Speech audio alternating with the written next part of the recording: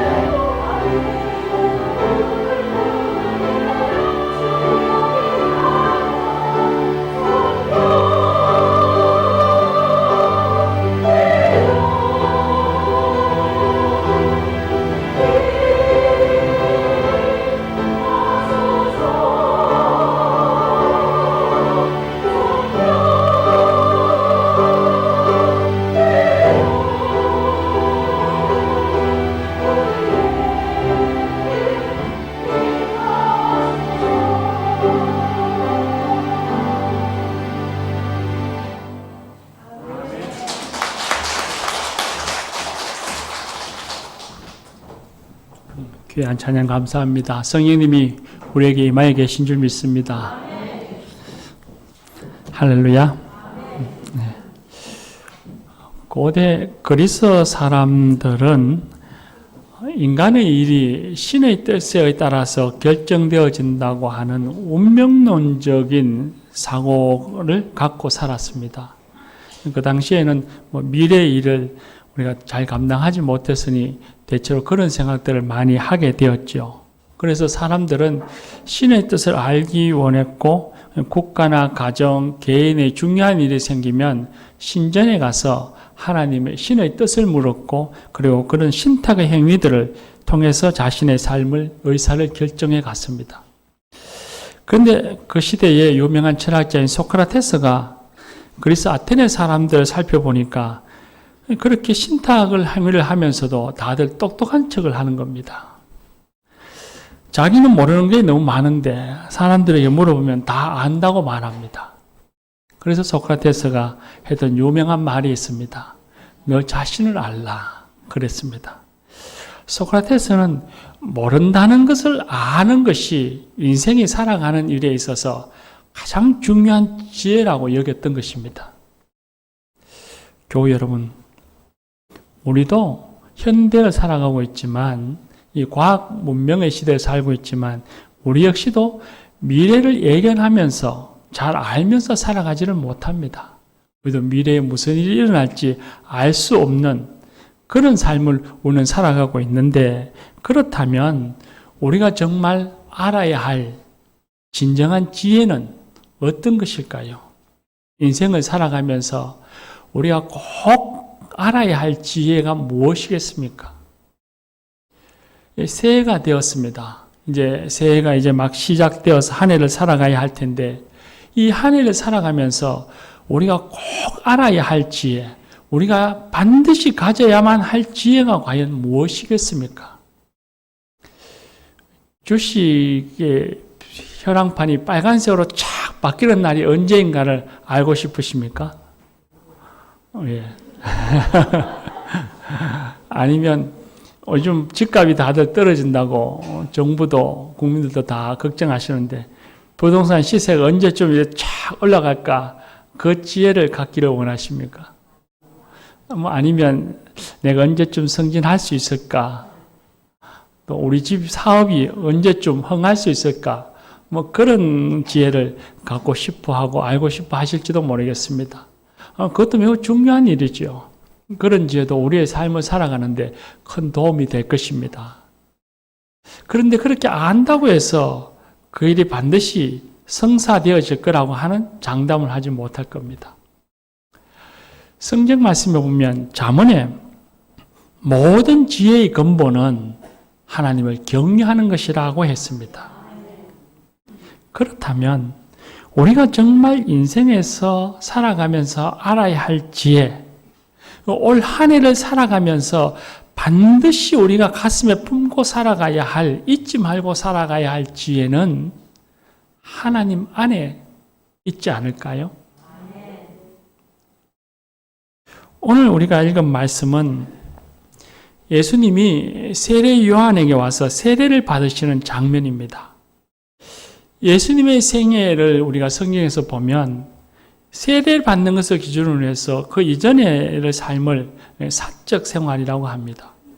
마리아와 요셉의 아들로서 그리고 한 목수로서 삶을 살아가는 개인의 삶, 사적인 삶을 살았습니다.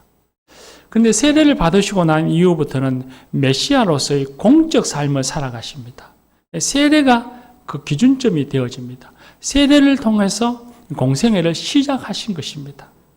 마치 우리가 성무영신 예배를 드리고 세례를 시작하는 이 순간과 유사하다 그런 느낌을 받습니다. 예수님께서 요단강에서 사람들에게 세례를 베푸시는 요한을 찾아오셨습니다. 그리고 세례 받기를 청하셨고 세례를 받을 때에 오늘 우리가 읽은 말씀에 보니 엄청난 일이 일어났습니다. 세례를 받으시고 물에서 올라오실 때에 하늘이 열리고 성령님이 비둘기같이 예수님에게 임하시면서 하늘에서 소리가 나기를 이는 내 사랑하는 아들이요 내 기뻐하는 자로다 하는 정말 놀랍고 기이한 영적 사건, 영적 현상이 일어났습니다. 그리고 예수님은 공생애를 시작하시기 전에 이런 영적 체험을 가지심으로써 공생애를 시작하셨습니다. 오늘 말씀이 예수님이 받으시는 영적인 경험이고 예수님에게 일어난 사건이지만 오늘 우리에게도 매우 의미가 있는 말씀이고 또한 동시에 우리의 현실이기도 합니다. 왜냐하면 하나님께서 예수님에게 너는 내 사랑하는 아들이요 내 기뻐하는 자로다 하셨던 이 말씀을 주셨는데 그 말씀을 들으신 예수님을 통해서 이제 하나님께서는 우리에게 말씀해 주십니다. 우리에게 너는 내 사랑하는 아들이요 내가 너희를 기뻐하노라 말씀하십니다. 물론 예수님이 들으셨던 그 말씀, 예수님에게 일어난 사건과 오늘 우리가 하나님을 통해서 듣는 말씀과는 비교할 수 없는 질적인 차이가 있는 건 틀림이 없습니다. 그걸 동일하게 생각하는 것 자체가 잘못되었죠. 그런데 예수님께서 하나님의 말씀을 들으심으로써 오늘 우리가 이제는 예수님을 통해서 하나님께로부터 하늘의 음성을 들을 수 있는 것입니다. 하나님께서 예수님 때문에 우리를 향해서 말씀하십니다. 너는 내 사랑하는 아들이라 그렇게 말씀하십니다. 아들이라고 말을 해서 우리 여성분들이 너무 서운해하시거나 언짢아하지 않기를 바랍니다. 성경에서 아들이라고 되어지는 이 표현은 곧 자녀들이라 그런 의미입니다. 그래서 성경에서 아들이라고 표현했다 해서 여성과 남성을 구별하거나 혹은 차별하려고 하는 의도를 갖고 있지 않았음을 우리가 잘 기억해야 합니다. 오스트리아의 의사이자 심리학자의 유명한 알프레드 아들러라고 하는 사람이 쓴 책의 제목인 보면 사랑하는 아이는 흔들리지 않는다 하는 제목의 책이 있습니다. 그 책의 내용을 보면 부모들이 아이들을 방치하거나 혹은 과도한 억압 속에서 아이들을 키우고 그렇게 자란 아이들은 정서적으로 불안하게 되어서 어려움이 닥치면 잘 이겨내지 못하고 작은 일에 짜증을 내고 화를 내고 그리고 힘든 일이 닥쳐오면 어떨 때는 우울증에 빠지는 우울감에 젖어드는 그런 삶을 살아간다라고 말합니다. 제가 심리학자가 쓴 칼럼을 본 적이 있습니다. 그 칼럼의 내용은 사랑받고 자란 사람과 사랑받지 못한 사람, 자란 사람 사이에서 어떤 차이가 있는가 하는 것을 적은 글입니다. 사랑받고 자란 사람의 특징이 있습니다. 첫 번째가 조급하지 않고 여유가 있습니다.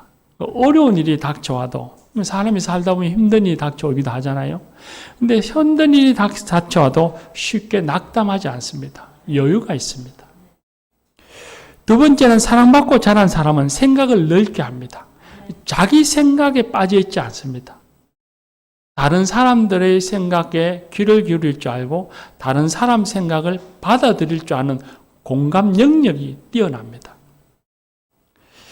세 번째는 베풀고 나누며 삽니다. 자신이 사랑받고 살았기 때문에 다른 사람을 사랑할 줄 아는 겁니다. 네 번째는 자존감이 높습니다. 자신을 사랑하고 어떤 일이든지 자신감이 충만합니다.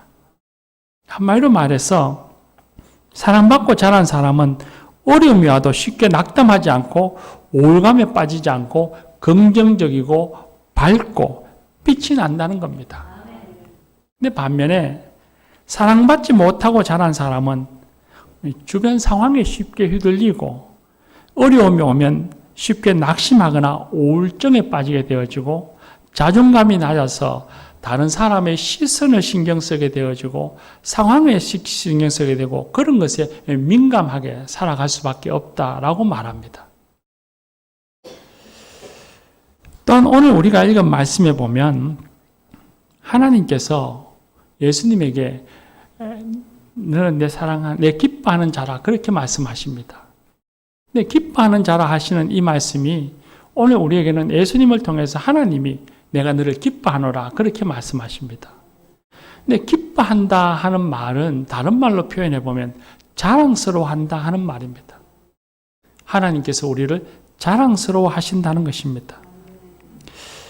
부모로부터 인정받고 자란 사람과 부모로부터 인정받지 못하고 칭찬받지 못하고 자란 사람 사이에는 그 정서적으로나 또 실제적인 삶에서 큰 차이가 있다는 것을 우리는 잘 압니다. 그래서 예전에 아주 유명한 책이 있었지 않습니까? 칭찬은 고래도 춤추게 한다라고 말하지 않습니까? 그처럼 칭찬받고 자란 아이들, 또 부모로부터 사람들로부터 인정받고 자란 아이들은 정서적으로 안정되어지고 그 정서가 실제의 삶 속에서 나타나서 어려움이 와도 쉽게 무너지지 않는 삶을 살아간다고 말합니다. 교우 여러분, 사랑받는다는 것, 누군가로부터 인정받고 누군가의 기쁨이 되어진다고 하는 것, 그것이 우리의 삶에 얼마나 큰 영향력을 주는지, 얼마나 중요한지 하는 것을 우리는 알 수 있습니다. 그런데 그렇게 사랑받는 것, 인정받고 사는 것이 어린이 때에만 영향을 주고 받는 것이 아닙니다. 어른이 되어도 마찬가지입니다. 심지어는 이제는 하나님의 부르심을 받을 때가 다 되어온 노년의 삶에도 이 사랑받는 것, 인정받는 것이 삶에 큰 영향을 주고 중요하게 작용합니다. 어른이 되어서도 지금 사랑받고 사는 사람, 칭찬받고 사는 사람은 긍정적이고 자신을 존중하며 삽니다. 어려움이 닥쳐도 쉽게 좌절하지 않습니다. 그런데 늘 잘못했다, 지적받고, 핀잔받고, 인정받지 못하고, 칭찬받지 못하고 살아가는 그런 사람은 비록 어른이라 할지라도 늘 위축된 삶을 삽니다. 자존감이 나들어지고 정서적으로 어려움이 생겨서 힘든 일이 닥쳐오면 그걸 이겨낼 힘을 갖지 못하고 스스로 구석에 들어가는, 어두운 곳으로 들어가는 우울증에 빠지는 경우가 쉽습니다. 특히 가족들로부터 사랑받고 있다고 하는 감정을 느끼지 못하면 정서적으로 문제가 생겨서 늘 남의 눈치를 보게 되고 자신감이 떨어지고 쉽게 우울증에 빠집니다.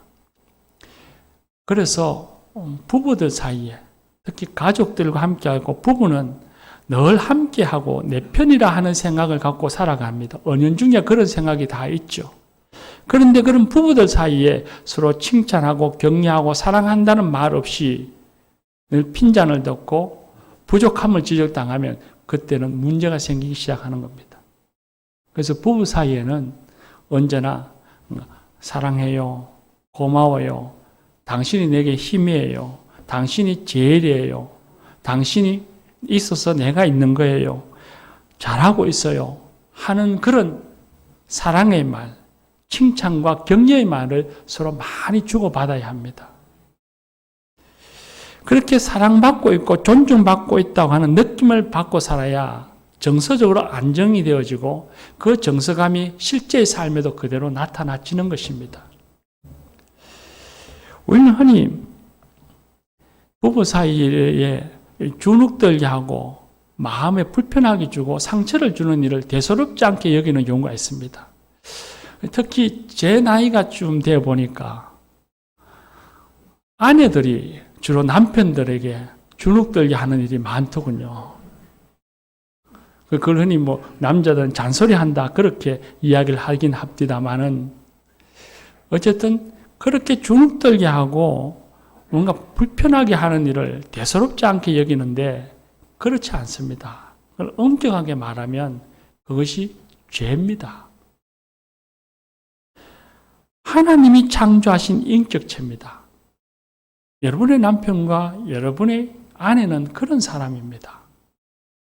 하나님이 창조하신 인격체고 하나님이 사랑하고 하나님이 인정하는 사람인데 그 사람을 스스로의 잣대로 평가하고 주눅들게 하고 억압하게 하고 불편하게 하고 마음 상하게 하는 것은 그건 하나님의 인격체를 모독하는 죄가 되는 것입니다.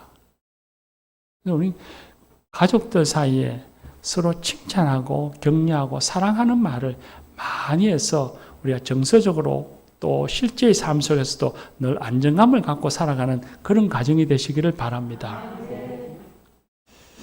교우 여러분, 저와 여러분은 사람과는 별개로 창조주 하나님이시며 세상을 다스리시는 하나님으로부터 매일 매순간 항상 언제나 내가 너희를 사랑한다 하는 고백을 듣고 살아가는 사람들입니다.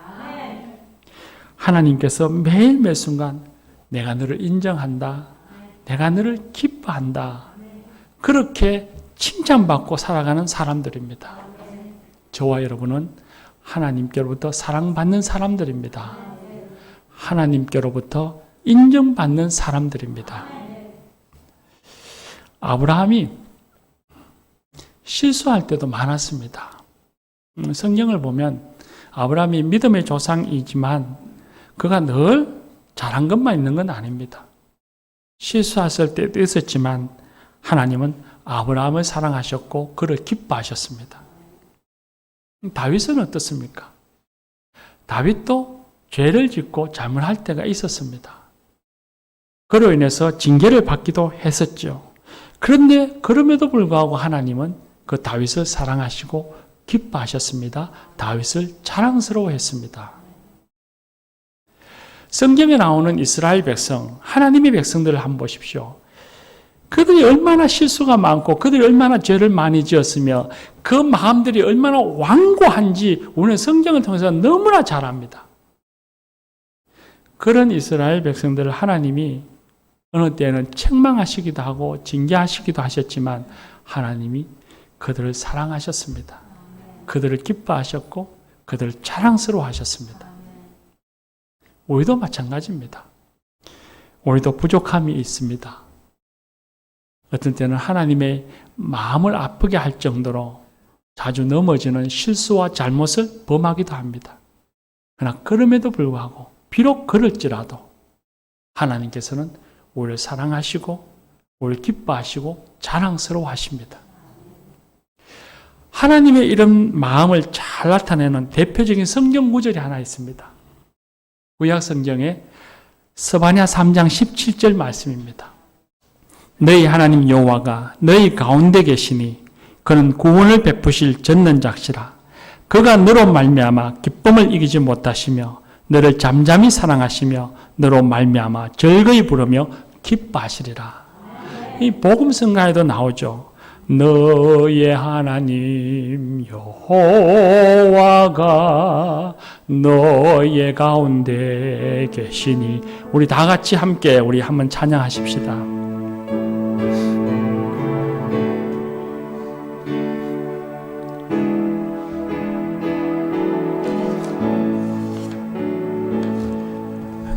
너의 하나님 여호와가 너의 가운데 계시니 그는 그 안을 베푸실 전능자시라.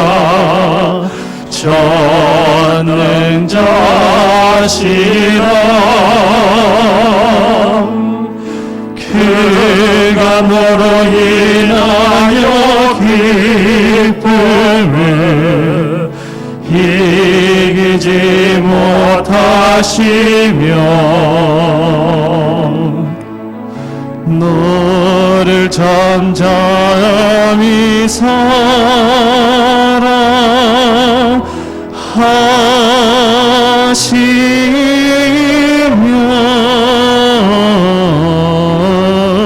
즐거이 부르며 기뻐하시리라.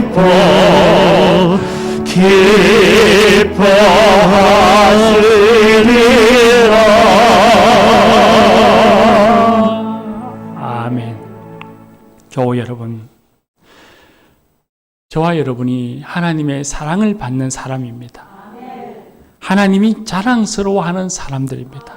이 사실, 이 진리를 깨닫고 이 진리를 믿음으로 살아가는 사람과 믿지 못하고 살아가는 사람은 정서적으로는 완전히 다를 것입니다. 하나님의 사랑을 알고 그것을 믿는 지혜의 사람은 불안과 근심을 마음에 품고 살아가지 않습니다. 하나님의 사랑을 깨닫고 그 지혜를 아는 사람은 불안과 근심을 머리에 이고서 닥쳐오지도 않을 미래의 일을 근심하고 걱정하며 한숨 쉬며 살아가지 않을 것입니다. 설령 어려움이 닥쳐온다 할지라도 낙심하거나 좌절하지 않을 것입니다. 교우 여러분, 올 한 해를 살아가면서 우리가 반드시 잊지 말고 끝까지 갖고 살아가야 할 지혜가 있다면 바로 이것 아니겠습니까? 하나님이 우리를 사랑하신다는 것. 하나님이 나를 자랑스러워 하시고 기뻐하신다는 것. 이 지혜를 우리는 갖고 살아가야 할 것입니다. 또 하나 있습니다. 오늘 우리가 예수님께서 세례 받으시는 장면에 보면 세례 받으실 때에 성령님이 임하셨다 했습니다. 이제는 예수님에게 임하셨던 성령님이 예수님을 통하여서 예수님 때문에 우리에게 임하셔서 항상 우리와 함께하고 계십니다. 우리와 함께하고 계시면서 우리의 삶을 지키시고 보호해 주시고 우리 도와주시고 인도해 주십니다. 예수님의 제자들에게도 그리 하셨습니다. 예수님의 제자들에게 성령님이 임하셔서 언제나 함께 하셨습니다. 기쁠 때나 슬플 때나 승리할 때나 낙심될 때나 즐거울 때나 힘든 일이 있을 때나 늘 성령님이 함께하여 주셔서 그들이 걸어가야 할 길을 걸어가게 해주셨고 그들이 행해야 할 바의 일을 행하게 해주셨고 그들에게 피할 것이 있을 때는 피하도록 만들어 주셨습니다. 우리에게도 마찬가지입니다. 한 해를 살아가다 보면 어려운 일도 있겠지만 성령님이 임하시고 성령님이 함께 하셔서 그 어려움을 우리가 잘 극복하게 해주십니다. 어느 때에는 실수해서 내 가슴을 치며 나를 한탄할 때도 있지만 그럴 때에도 성령님이 우리와 함께 하여 주셔서 절망에 갇혀 있지 않고 일어나서 새 힘을 얻어 걸어갈 수 있도록 힘을 주십니다. 우리가 잘못할 때도 있지요. 욕심에 눈이 멀어서 비열할 때도 있을 것이고 잘못된 행동을 할 때도 있을 것입니다. 그럴 때도 성령님이 우리에게 임하시고 우리와 함께 하셔서 우리의 잘못을 알게 해주시고 회개하게 하시고 용서받게 하시고 그리고 다시 새롭게 새 출발하게 해주십니다. 사랑하는 교우 여러분, 성령님이 우리와 항상 함께 하신다는 것, 하나님이 우리를 사랑하시고 자랑스러워 하신다는 것, 이것이 우리가 새해에 반드시 가지고 가야 할, 잊지 말고 가지고 가야 할 지혜 아니겠습니까?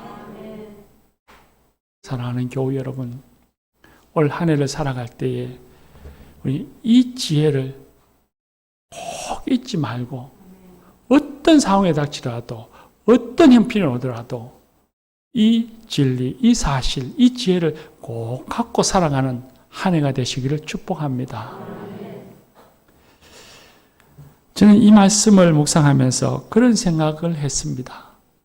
우리가 삶을 살아가면서 하나님의 사랑의 고백을 느끼고 성령님의 도우심의 손길을 언제 경험할 수 있을까? 언제 느낄 수 있을까? 하는 생각을 해보았습니다.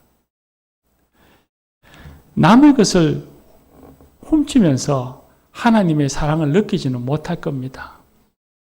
너무 당연한 것이겠죠.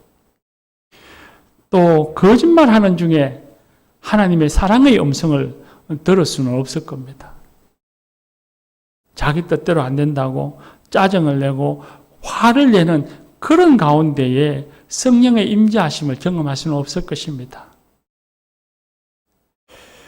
또한 미워하는 마음, 그런 심령 속에 성령님이 임하여서 그 은혜를 우리는 경험할 수 없을 것입니다.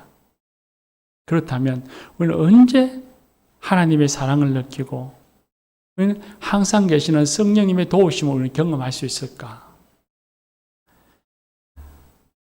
결론을 말해보면 주님의 이름을 부르는 곳입니다.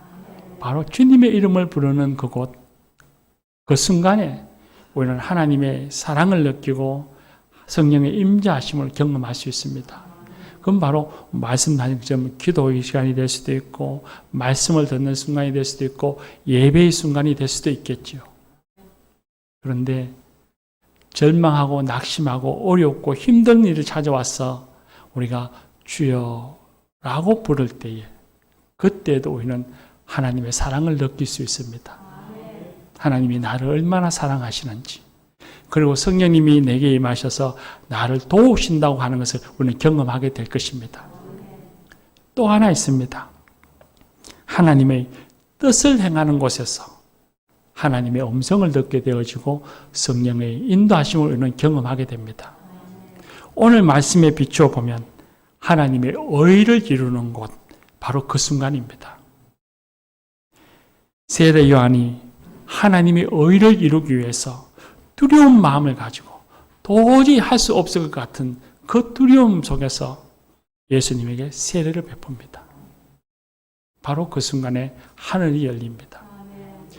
예수님께서 세례를 받지 않아도 되지만 하나님의 의를 이루시기 위해서 겸손히 세례 요한에게 머리 숙여 세례를 받습니다. 바로 그 순간에 그 자리에 하늘이 열렸습니다. 우리가 살면서 하나님의 의를 이룬다. 하나님의 의라고 하는 것은 하나님의 뜻이고 하나님이 원하시는 일입니다. 하나님이 원하시는 일을 행하는 그곳에, 그 순간 그 자리에 우리는 그곳에서 하나님의 사랑을 느낍니다. 성령이 임하셔서 나를 도우신다고 하는 것을 우리는 경험하게 됩니다. 사랑하는 교회 여러분, 올 한 해를 살아가실 때에 우리가 하나님이 원하시는 일을 행하십시다. 우리는 그리스도인으로서 우리가 각자가 처해진 삶의 자리에서 해야 할 바의 책임들이 있을 것입니다.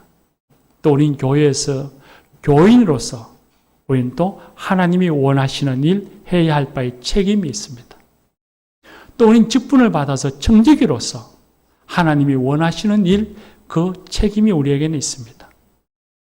주신 바의 이 책임들을 잘 감당해서 그 자리 그 순간에 하나님의 사랑을 느끼고 성령의 도우심을 경험하며 살아가는 그런 한 해가 되시기를 축복합니다. 기도합시다.